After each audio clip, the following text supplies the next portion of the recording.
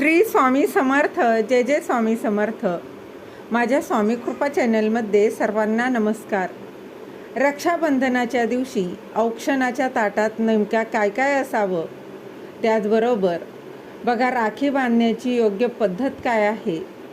बहिणीने भावाला ही एक वस्तू दिल्याशिवाय औक्षण पूर्ण होत नाही, तर ती अशी कुठली वस्तू आहे त्याचीच माहिती या व्हिडिओत मी तुमच्यासोबत शेअर करणार आहे. त्याआधी तुम्ही माझ्या चॅनलवर नवीन असाल तर सबस्क्राईब नक्की करा. 28 ऑगस्ट शुक्रवारी आहे रक्षाबंधन. तर बहीण भावाला औक्षण करते. आपल्या सर्वांनाच माहिती आहे की औक्षण कसं करतात, पण औक्षण हे योग्य पद्धतीने करा. कधीकधी आपल्याकडून माहीत नसल्यामुळं काही चुका होऊन जातात आणि रक्षाबंधन याला खूप महत्त्व आहे. रक्षाबंधनाच्या दिवशी बहीण भावाला औक्षण करून त्याच्या हातावर रक्षासूत्र बांधते, म्हणजेच राखी बांधत असते.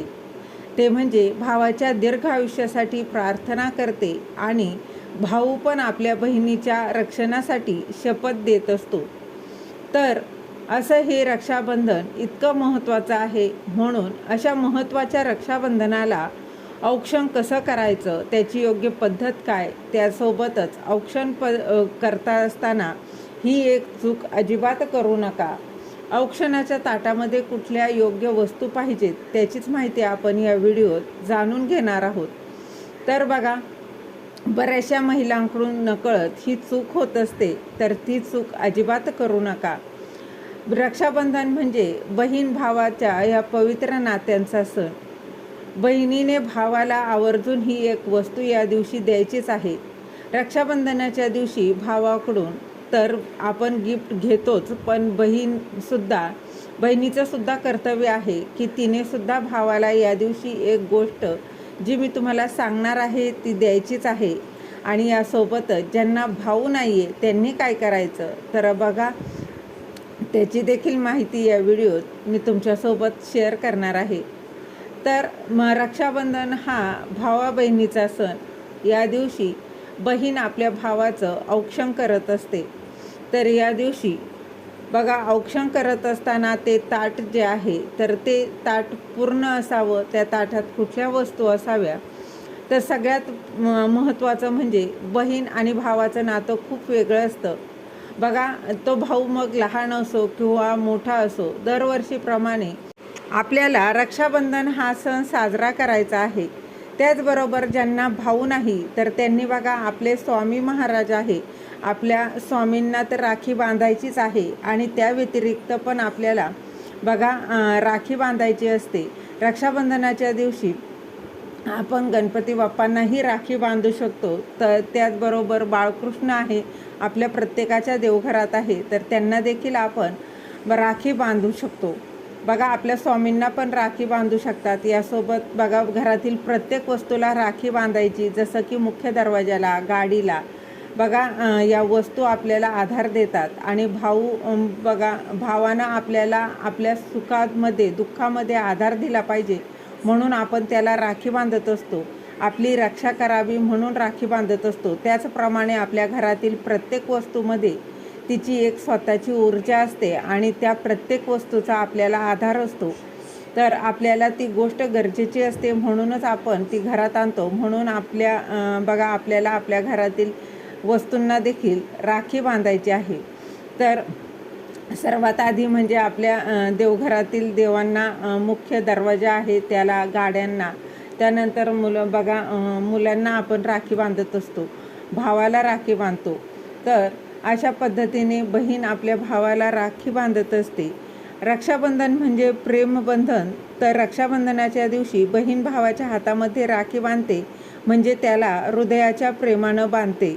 तिच्या रक्षणाची जबाबदारी भाऊ स्वतः घेत असतो. त्यामुळे बहीण बघा, समाजामध्ये अगदी निर्भीडपणे फिरू शकते. तर असं रक्षाबंधन बघा, रक्षाबंधनाची एक छोटीशी कथा आहे.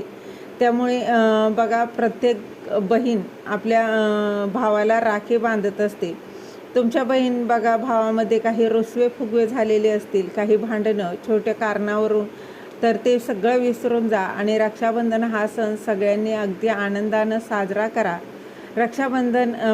रक्षाबंधनाच्या दिवशी बघा हे वादविवाद, भांडणं हे सर्व काही विसरायचं आहे. त्याचबरोबर महिला या दिवशी माहेरी जात असतात. प्रत्येकजण आपल्या यथाशक्तीनं हा रक्षाबंधन साजरा करत असतो. तर प्रत्येक बहिणीनं आपल्या भावाला स्वामींचा एक छोटा तरी फोटो बघा द्यायचा आहे. ते स्वामी नेहमी त्या भावासोबत राहतील. त्यांना भावाला ते स्वामींचा फोटो नेहमी सोबत ठेवायला सांगा. आपल्या बघा वॉलेटमध्ये ठेवायला सांगा. स्वामी नेहमी आपल्या भावाचं रक्षण करतील.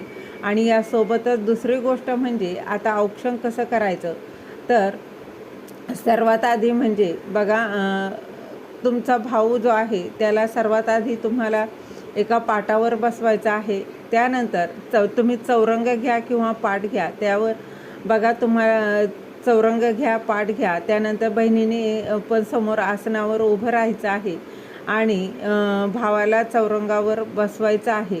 त्यानंतर भावाच्या म्हणजे डोक्यावर टोपी किंवा रुमाल द्यायला सांगा भावाला. बघा तुम्ही रुमाल डोक्यावर टाकायचा आहे.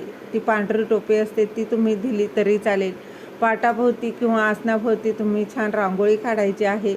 त्यानंतर पाटावर बघा भावाला बसवल्यानंतर ताटामध्ये तुम्हाला ज्या वस्तू आहेत तर त्या घ्यायच्या आहेत. त्यामध्ये हळद, कुंकू, अक्षता, तुपाचं निरांजन, सुपारी आणि 1 रुपया सुवर्ण मुद्रा जे आहे असेल तर ह्या, नाही तर 1 रुपया आणि सुपारी आहेच. त्यानंतर कापूस, या सगळ्या गोष्टी आपल्याला ताटामध्ये लागणार आहे. आणि यासोबत एक गोड पदार्थ तुम्ही मिठाईचा काहीही घेऊ शकता. त्यानंतर पहिलं भावाच्या कपाळाला आपल्याला त्या व्यक्तीच्या कपाळावर मधल्या बोटानं कुंकू आणि हळद आपल्याला ओलं करून कपाळी लावायचं, म्हणजेच मधल्या बोटानं लावायचं आहे. आणि बघा कुंकू लावून झाल्यानं हळद लावायची आहे भावाच्या कपाळी. त्यानंतर अक्षता ज्या आहेत तर त्या देखील लावायच्या आहेत. किमान एक तरी अक्षता कपाळाला चिकटली पाहिजे अशा पद्धतीने अक्षता लावून घ्यायची आहे. आणि आता हळद कुंकू का लावतात, तर हळद आणि कुंकूमधून निघणाऱ्या सूक्ष्म सुगंधामध्ये ब्रह्मांडात असलेले देव आकर्षित होतात आणि त्यामुळे त्या सूक्ष्म शक्ती आजूबाजूला वावरतात. तर हे त्यामागचं कारण आहे. त्यानंतर बघा निरंजनाच्या ताटामध्ये जी अंगठी आहे किंवा सुपारी आणि नाणं आहे तर ते त्या व्यक्तीच्या चेहऱ्यावरती फिरवायचं आहे. आणि त्यानंतर उजव्या खांद्यावरून डाव्या खांद्याकडं आपल्याला न्यायचं आहे आणि परत ताटाला बघा त्याचा स्पर्श करायचा आहे. असं तुम्हाला 3 वेळा करायचं आहे. घड्याळाचा काटा ज्या दिशेने फिरतो त्या पद्धतीने तुम्हाला फिरवायचा आहे. सुपारी जी आहे, सुपारीसारखं टणक आणि अविनाशी आयुष्य माझ्या भावाला लाभू दे म्हणून आपण सुपारीने असं औक्षण करत असतो. त्याचप्रमाणे सोन्यासारखं माझ्या भावाचं आयुष्य जे आहे ते सोन्यासारखं झळकतोय म्हणून आपण बघा त्याची प्रगती होऊ दे म्हणून सोन्याने आपण त्याला ओवाळत असतो. त्यामागचं कारण आहे. त्यानंतर भावाच्या डोक्यावर आपल्याला कापूस देखील टाकायचा आहे. तर कापूस म्हणजे कापसासारखा म्हातारा हो, कापसासारखं आयुष्य त्याला लाभू दे, हे त्यामागचं कारण आहे. आणि त्यानंतर आरतीने, म्हणजेच आरतीचं जे ताट आहे त्याने तुम्हाला ओवाळायचं आहे. आरतीने त्या व्यक्तीची आरती काढायची आणि म्हणजे दृष्ट काढायची. साजूक तुपाचा दिवा आपण ओवाळतो म्हणजे धनलक्ष्मी प्रकाश. याचाच अर्थ असा आहे की त्या व्यक्तीच्या आयुष्यातला सगळा काही अंधार जो आहे तो नाहीसा होऊ दे आणि प्रकाश आणि समृद्धीने त्याचं आयुष्य अगदी भरून जाऊ दे म्हणून आपण निरंजनाने ओवाळत असतो. आणि त्यानंतर भावाला आपल्याला मिठाई देखील खाऊ घालायची आहे. त्याच्या दीर्घ आयुष्यासाठी, सुखसमृद्धीसाठी आपल्याला प्रार्थना करायची आहे. आणि मग ताट खाली ठेवून औक्षणाचा ताट खाली ठेवायचं आणि राखी बांधायची आहे. राखी बांधताना बघा तुम्हाला मंत्र देखील तुम्हाला बोलायचा आहे. मंत्र तुम्हाला बघा स्क्रीनवरही दिसत असेल. तो मंत्र बोलून तुम्हाला भावाला राखी बांधायची आहे. यानंतर भावाला सगळ्या बहिणींनी बघा राखी बांधून झाल्यानंतर ताईंनी लक्षात ठेवा, श्रीफळ तुम्हाला भावाला द्यायचं आहे. श्रीफळावर करगोटा आपण जो म्हणतो म्हणजेच काळा दोरा, तर नारळ आणि करगोटा तुम्हाला भावाला द्यायचा आहे. बघा बऱ्याचशा स्त्रिया आहेत त्या विसरतात. ही चूक अजिबात करू नका. नारळ आपल्याला म्हणजे श्रीफळ जे आहे तर ते द्यायचंच आहे. आणि त्यासोबत स्वामींचा एक छोटासा का होईना एक फोटो आवर्जून द्या. अशा पद्धतीने भावाचं औक्षण करून तुम्हाला रक्षाबंधनाच्या दिवशी आपल्या भावाला ही एक वस्तू आवर्जून द्यायची आहे. श्री स्वामी समर्थ. धन्यवाद.